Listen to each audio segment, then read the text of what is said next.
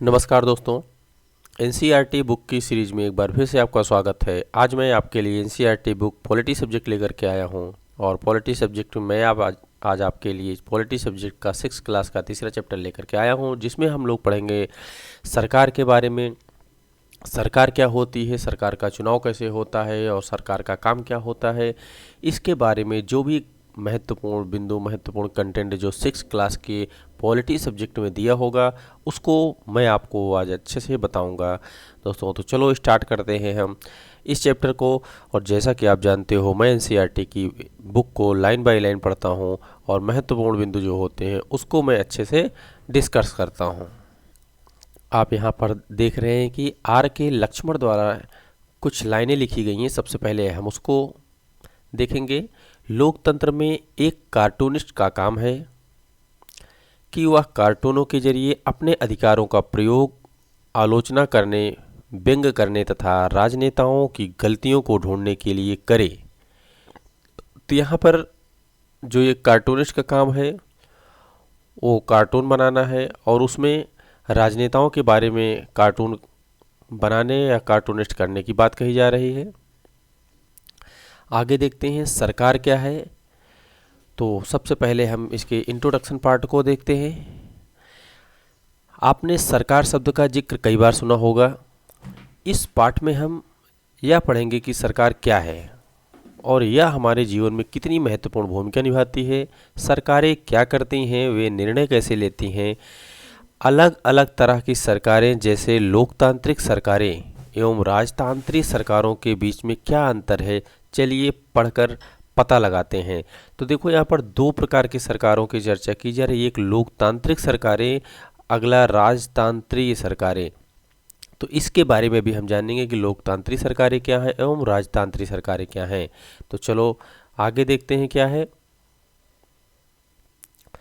हर एक देश को विभिन्न निर्णय लेने एवं काम करने के लिए एक सरकार की जरूरत होती है।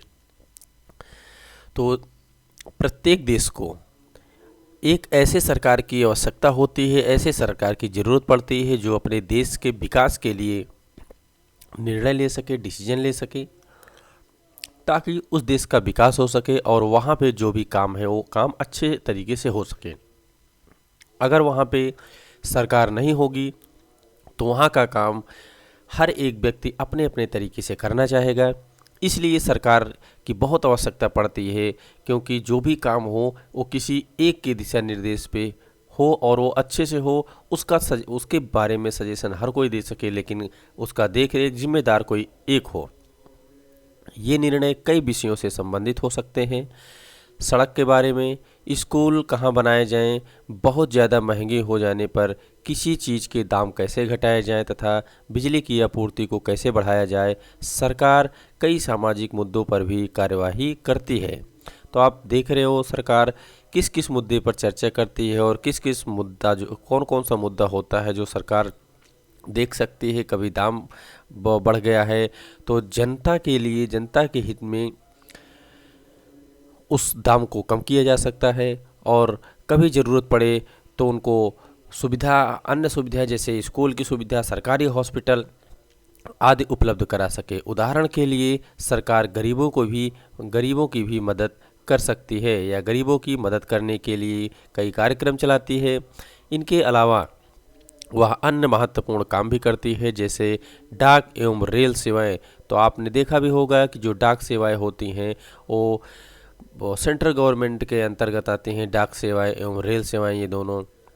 तो डाक सेवाएं एवं रेल सेवाएं ये सरकारी सेवाओं की ही एक पार्ट है। आगे देखते हैं सरकार के कामों के बारे में। सरकार का काम देश की सीमाओं की सुरक्षा करना और दूसरे देशों से शांतिपूर्ण संबंध बनाए रखना भी है। आपने कई बार देखा होगा कि जो बॉर्डर होते हैं वहाँ पर देश के सैनिक जो हैं अपनी सेवाएं दे रहे होते हैं। उनकी देखरेख कौन करता है? तो उनकी देखरेख सरकार करती है, ताकि उनकी जो भी ज़रूरतें हों, उनकी ज़रूरत की चीज़ें उन तक उपलब्ध कराई जा सके और देश के अंदर शांतिपूर्ण माहौल बनाया जा सके और एक दूसरे देशों के साथ शांतिपूर्ण संबंध भी बनाना सरकार का काम होता है। उसकी जिम्मेदारी यह सुनिश्चित करना है कि देश के सभी नागरिकों को पर्याप्त भोजन और अच्छी स्वास्थ्य सुविधाएं मिलें। जब प्राकृतिक विपदा घिरती है जैसे सुनामी या भूकंप, तो मुख्य रूप से सरकार ही पीड़ित लोगों की सहायता करती है। तो आप देख रहे हो सरकार की क्या भूमिका होती है और कितनी महत्वपूर्ण भूमिका सरकार निभाती है। अगर कहीं कोई विवाद होता है या कोई अपराध होता है तो लोग न्यायालय जाते हैं। न्यायालय भी सरकार का एक अंग है। तो आप देख रहे हो कि न्यायालय जो है, न्यायालय भी सरकार का एक अंग। अभी आपने ऊपर देखा कि जैसे रेल और डाक सेवा, फोर्स, और अब आपको यहाँ पर मिलता है न्यायालय, ये सभी सरकार के अंग हैं। शायद आपको यह जानकर आश्चर्य हो रहा है कि सरकार इतना सब कुछ कैसे कर पाती है और सरकार के इन कामों को करना क्यों जरूरी है, यानी कि सरकार इन कामों को क्यों करना चाहती है, क्यों सरकार के लिए ज़रूरी है कि ये इन सभी कामों को हम पूरा करें। जब लोग इकट्ठा रहते हैं और काम करते हैं तो कुछ हद तक एक व्यवस्था की ज़रूरत होती है जिससे आवश्यक निर्णय लिया जा सके। कुछ नियमों की ज़रूरत होती है जो सब पर लागू हों। उदाहरण के लिए संसाधन के नियंत्रण और देश की सीमा की सुरक्षा की ज़रूरत होती है ताकि लोग सुरक्षित महसूस कर सकें। लोगों के लिए सरकार कई तरह के काम करती है। वह नियम बनाती है, निर्णय लेती है और अपनी सीमा में रहने वाले लोगों पर उन्हें लागू करती है। बिल्कुल, सरकार जो है अलग अलग तरीके के नियम बनाती है और सरकार द्वारा बनाए गए नियम उस देश में रहने वाले सभी व्यक्तियों को मानना पड़ता है। वहाँ के सभी व्यक्तियों पर वो नियम लागू होते हैं और सरकार जो निर्णय लेती है वो निर्णय सभी को मानना पड़ता है। और सरकार अपने देश में रहने वाले सभी व्यक्तियों के हित को देखते हुए, उनकी अच्छाई को देखते हुए निर्णय लेती है और अपने देश की सुरक्षा के लिए देश की सीमा पर फौजी जवानों को लगाती है ताकि हमारे देश के अंदर जो भी लोग रह रहे हैं वो शांतिपूर्ण तरीके से रह सकें और अपना पूरा काम कर सकें। तो आप देख रहे हो सरकार के क्या क्या महत्वपूर्ण पहलू हैं और सरकार के क्या क्या काम है, सरकार कैसे काम करती है। आगे मैं दिखाता हूँ। आप ये देखो, न्यायालय का एक इमेज आप देख रहे हो और एक इमेज आपको यहाँ पर भारतीय रेल का दिख रहा है और एक भारत पेट्रोलियम का इमेज दिख रहा है। तो ये जो न्यायालय है दोस्तों, न्यायालय भी भारत का एक अंग है, भारत सरकार का अंग है। और ये जो रेल आप देख रहे हैं, रेल का इमेज, रेल भी जो है एक भारत सरकार यानी सेंट्रल गवर्नमेंट का ही एक अंग है ये भी। और भारत पेट्रोलियम भी भारत सरकार का अंग है। कुछ उदाहरण जो सरकार के अंग है जिसमें से सर्वोच्च न्यायालय आप देख रहे हो, सर्वोच्च न्यायालय है, भारत पेट्रोलियम इधर आप देख रहे हो और भारतीय रेल, ये सब क्या है, सरकार के महत्वपूर्ण अंगों में से कुछ इमेज को यहाँ पे दर्शाया गया है। अब सरकार के स्तर के बारे में जानते हैं कि सरकार का स्तर कैसे कैसे होता है। अब आपको पता है कि सरकार कितनी सारी अलग अलग चीज़ों के लिए जिम्मेदार है। तो क्या आप सोच सकते हैं कि सरकार ये सारे इंतजाम कैसे करती होगी। दरअसल सरकार अलग अलग स्तरों पर काम करती है। बिल्कुल दोस्तों, सरकार अलग अलग स्तर पर हर जगह पर जो है उसका काम करने का तरीका, काम करने का स्तर जो होता है अलग अलग होता है। जैसे कि स्थानीय स्तर पर, राज्य के स्तर पर एवं राष्ट्रीय स्तर पर। तो सरकार का जो काम करने का स्तर यहाँ पर देखने को मिल रहा है वो 3 तरीके का है। एक तो पहला स्थानीय स्तर पर देखने को मिल रहा है जिसे कहते हैं, जो ग्रामीण लेवल पर हम कह सकते हैं वो स्थानीय स्तर पर काम करने का स्तर है। ये दूसरा दोस्तों राज्य स्तर पर, राज्य स्तर में संपूर्ण राज्य आ जाता है। राज्य के अंतर्गत क्या क्या काम चल रहे हैं, कैसे काम हो रहा है, क्या निर्णय लिया जाएगा, राज्य स्तर पर हो जाता है। और दूसरा राष्ट्रीय स्तर पर दोस्तों, राष्ट्रीय स्तर पर पूरे देश में क्या हो रहा है और देश में कहाँ पर क्या करना है, कैसे करना है, क्या नियम बनाने हैं। इस तरीके से जो सरकार के काम करने का स्तर है वो 3 तरीके से होता है। सबसे पहले स्थानीय स्तर का मतलब आपके गांव। तो देखो स्थानीय स्तर के अंतर्गत क्या क्या चीज़ें आती हैं दोस्तों। इसमें स्थानीय स्तर में गांव आता है, शहर, मोहल्ले आते हैं। इन सभी चीज़ों को स्थानीय स्तर में कहा जाता है, जैसे आपका गांव आ गया, शहर आ गया, हो सकता है कि इसमें जिले तक को भी शामिल किया गया हो, तो ये स्थानीय स्तर पर आता है। अगला देखते हैं, राज्य स्तर का मतलब है कि पूरे राज्य को ध्यान में रखें। जैसे यहाँ पर एक राज्य की चर्चा की गई है, हरियाणा या असम की सरकारें पूरे राज्य में काम करती हैं, तो जैसे आप जिस राज्य के भी होंगे वहाँ पर राज्य सरकार होगी और वो राज्य सरकार पूरे राज्य को ध्यान में रख करके काम करती होगी। और आगे राष्ट्रीय स्तर की सरकारों का संबंध पूरे देश से होता है, तो जो राष्ट्रीय स्तर की सरकार होती है वो पूरे देश के काम को, पूरे देश के विकास को ध्यान में रख करके काम करती है। इस किताब में आप आगे चलकर पढ़ेंगे कि स्थानीय स्तर सरकार कैसे काम करती है, और आगे की कक्षाओं में राज्य एवं राष्ट्रीय स्तर की सरकार के बारे में जानेंगे। तो आगे फिर से हम राज्य एवं राष्ट्रीय स्तर की सरकारों के कामों के बारे में देखेंगे। तो चलो देखते हैं आगे। यहाँ पर एक भारत का राजनीतिक इमेज है दोस्तों। इस इमेज में देखो, भारत के वो सभी राज्य दिए गए हैं जो भारत के मुख्य भूभाग से जुड़े हुए हैं। उसके बाद यहाँ पे आपको लक्षद्वीप दिख रहा होगा और यहाँ पर आपको अंडमान निकोबार द्वीप दिख रहा है दोस्तों। तो इस तरीके से भारत का राजनीतिक मैप है। आगे हम देखते हैं भारत का प्रशासनिक मैप। जो भारत का प्रशासनिक मैप 2011 के अनुसार है, तो आप यहाँ पर देखो किस तरीके से प्रशासन चलता है। जैसा कि मान लो कोई भी एक राज्य, एक ये उत्तर प्रदेश का जैसे मैप आपको दिख रहा है, तो ये उत्तर प्रदेश राज्य है और इस उत्तर प्रदेश राज्य के अंतर्गत बहुत से ज़िले होंगे दोस्तों। तो सबसे पहले मैं आपको बताऊं तो जो राष्ट्रीय स्तर की सरकारें जो होती हैं, राष्ट्रीय स्तर की सरकार का काम होता है संपूर्ण भारत की देखरेख, संपूर्ण भारत का विकास। तो जो राष्ट्रीय स्तर पूरे भारत स्तर पर काम कर रही है, बड़े स्तर पर काम कर रही है। उसके बाद स्थानीय सरकार, जितने भी भारत में राज्य हैं, प्रत्येक राज्य में एक एक स्थानीय सरकार होती है। तो आप देख सकते हो सबसे पहले पूरे भारत में एक सरकार जो राष्ट्रीय स्तर पर काम करे। उसके बाद फिर उसका एक छोटा सा भाग आया जो स्थानीय राज्य स्तर की सरकारें आई। प्रत्येक राज्य में एक एक सरकार, जैसे राजस्थान में एक सरकार होगी, उत्तर प्रदेश में एक सरकार, मध्य प्रदेश में एक सरकार, गुजरात में एक सरकार, महाराष्ट्र में एक सरकार। तो इस तरीके से प्रत्येक राज्य की अपनी एक एक सरकार है। वो राज्य के बारे में अपना विकास करने में मेहनत करती हैं। उसके बाद दोस्तों राज्य के बाद फिर आप देखेंगे कि उसमें ज़िले भी आते हैं। तो ज़िले स्तर पर या ग्रामीण स्तर पर मैं आपको वहाँ पर इमेज में दिखाना चाहूँगा। इसमें बहुत अच्छे से नहीं दिख रहा है दोस्तों कोई भी ज़िला। तो अगर आप राजस्थान के मैप की बात करें तो राजस्थान में आप देख रहे हैं ये छोटे छोटे भागों में बांटा गया है। तो जो छोटे छोटे भागों में दिख रहा है राजस्थान के कई सारे लाइनें दिख रही हैं आपको, तो ये एक एक प्रत्येक ज़िले हैं राजस्थान के। तो जो प्रत्येक ज़िला है, तो प्रत्येक ज़िले में दोस्तों बहुत सारे गांव भी होंगे। तो यहाँ पे जो प्रत्येक ज़िले की सरकारें होंगी, जो ज़िले स्तर पर काम कर रही होंगी और जो ग्रामीण स्तर पर काम कर रही होंगी, वो स्थानीय सरकार कही जाती हैं। तो आपने देखा किस तरीके से सरकार के काम होते हैं, एक राष्ट्रीय स्तर पर, राज्य स्तर पर, उसके बाद दोस्तों आता है स्थानीय सरकार। तो इस प्रकार से सरकार के 3 भाग होते हैं। यहाँ पर देखो दोस्तों एक महत्वपूर्ण जानकारी है, जो आंध्र प्रदेश राज्य के पुनर्गठन के बाद 2 जून 2014 को तेलंगाना राज्य भारत का 29वां राज्य बना था।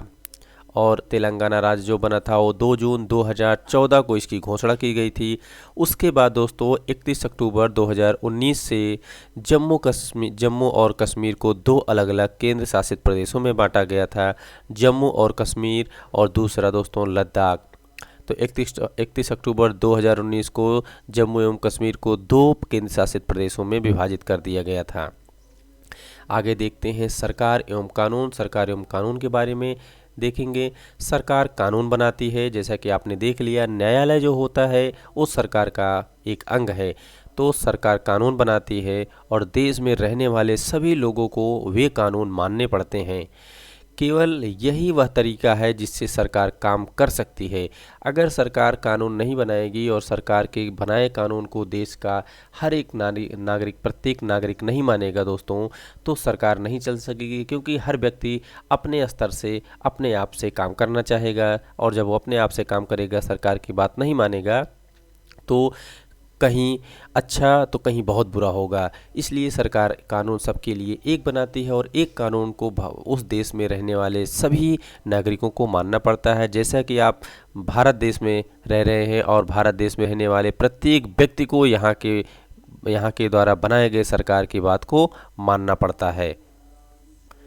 सरकार के पास जैसे कानून बनाने की ताकत होती है, वैसे ही वह ताकत भी होती है कि लोगों को कानून मानने के लिए बाध्य करे। तो आप देख रहे हो, सरकार के पास कानून बनाने की भी ताकत है और उस कानून को लागू करने की भी ताकत सरकार के पास है। उदाहरण के लिए एक कानून है कि गाड़ी चलाने वालों के पास लाइसेंस होना चाहिए। अगर कोई लाइसेंस के बिना गाड़ी चलाते हुए पकड़ा जाए तो उसे जेल की सज़ा काटनी पड़ती है या जुर्माना भी भरना पड़ता है।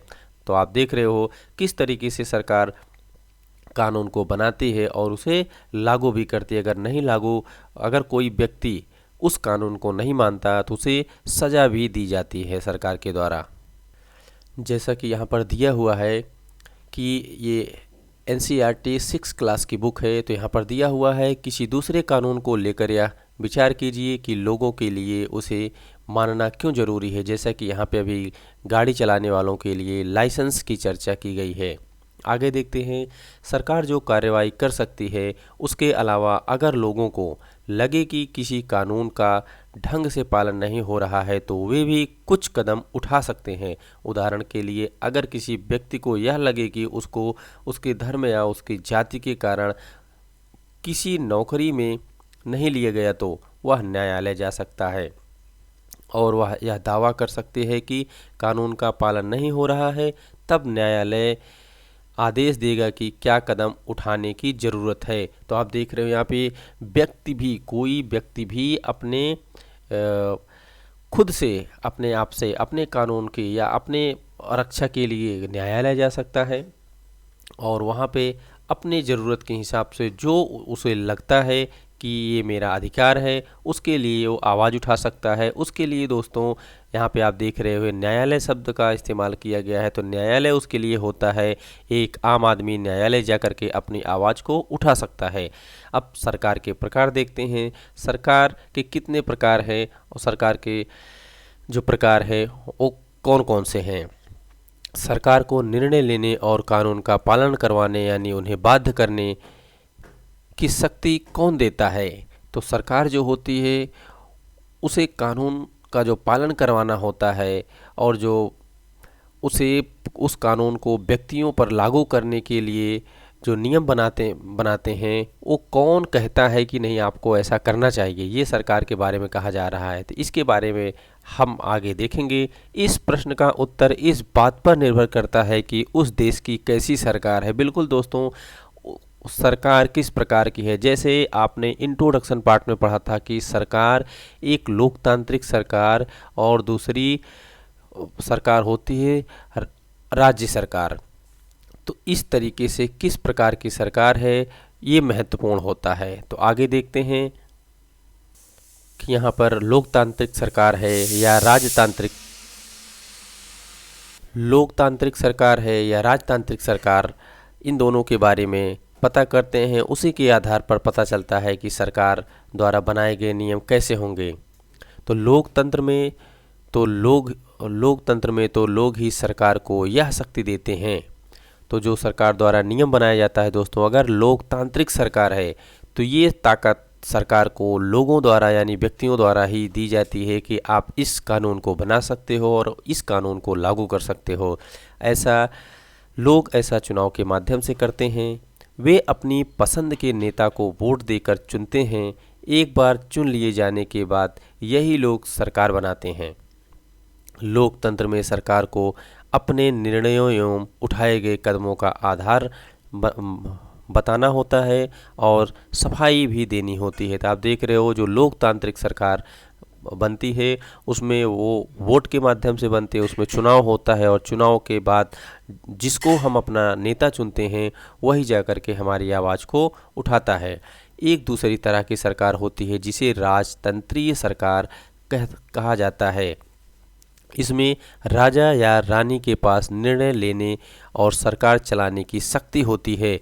राजा के पास सलाहकारों का एक छोटा सा समूह होता है जिससे यह विभिन्न मुद्दों पर चर्चा कर सकता है। अंतिम निर्णय लेने की शक्ति उसी के पास होती है, यानी जो अंतिम डिसीजन होगा वो राजा का ही होगा। राजा जो कह देगा, राजा या रानी जो कह देंगे वही माना जाएगा। लोकतंत्र के पास लोकतंत्र के समान राजतंत्र में राजा या रानी को अपने निर्णय के अधिकार नहीं बताने पड़ते और ना ही अपने निर्णय की सफाई देनी पड़ती है। तो आप यहाँ पर देख रहे हो कि जैसे एक लोकतांत्रिक सरकार है, दूसरी राजनीतिक सरकार है, तो राजतंत्रीय सरकार, तो दोनों में आपको एक अंतर दिख रहा है कि लोकतांत्रिक सरकार जो होती है वो व्यक्तियों द्वारा, लोगों द्वारा उनका चुनाव किया जाता है।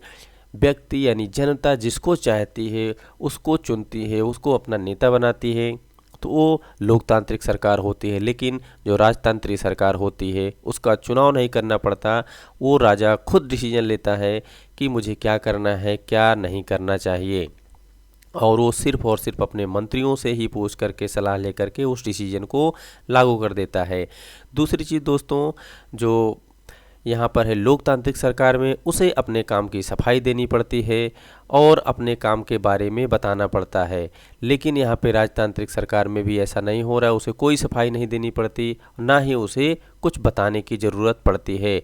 तो आप यहाँ पर इस इमेज में देखो, ये राजतंत्रीय सरकार के एक राजा है। तो इस तरीके से राजतंत्रीय सरकार होते थे। अब लोकतंत्रीय सरकार तो ऐसे तो होते नहीं राजा। आपने देखा होगा कि जो लोकतंत्रीय सरकार के नेता होते हैं उनके जो ड्रेस होते हैं बिल्कुल आपको सफ़ेद रंग के दिखेंगे। सफ़ेद रंग के कुर्ता पैजामा पहने हमारे नेताजी कितने अच्छे लगते हैं। आगे देखते हैं लोकतांत्रिक सरकार। भारत एक लोकतंत्र है। तो देखो दोस्तों, यहाँ पर एक महत्वपूर्ण लाइन है कि भारत एक लोकतंत्र है। इस लोकतंत्र व्यवस्था को पाने के लिए हमने लंबी लड़ाई लड़ी है। तो भारत एक लोकतंत्र कैसे बना, इसके लिए लोगों ने लड़ाई लड़ी है और अपनी जानें गंवाई होंगी और बहुत लंबी लड़ाई ये लड़ी गई है। संसार में और भी कई देश हैं जहाँ लोगों ने लोकतंत्र लाने के लिए संघर्ष किए हैं। यानी कि इसके पहले भारत में भी राजतंत्र की सरकारें रही होंगी जहाँ का निर्णय राजा के द्वारा लिया जाता रहा होगा।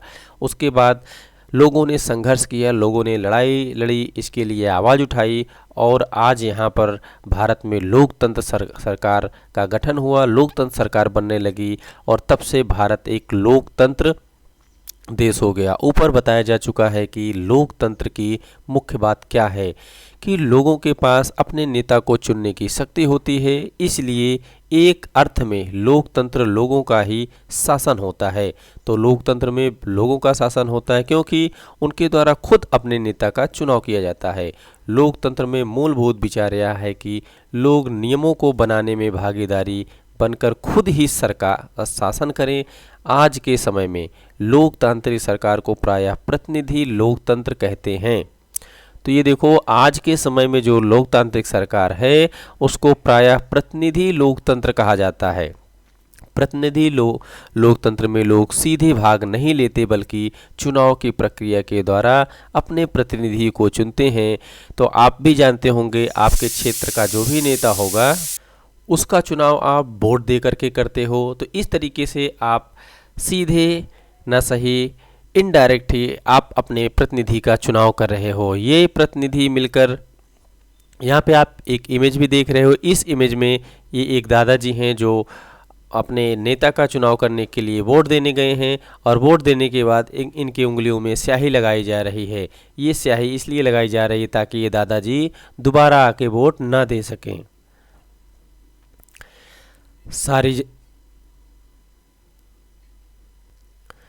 सारी जनता के लिए निर्णय लेते हैं। जिन नेता का हम चुनाव करते हैं वो नेता सभी जनता के लिए निर्णय लेते हैं। आजकल कोई भी सरकार अपने आप को तब तक लोकतांत्रिक नहीं कह सकती जब तक वह देश के सभी व्यापक नागरिकों को वोट देने का अधिकार न दे।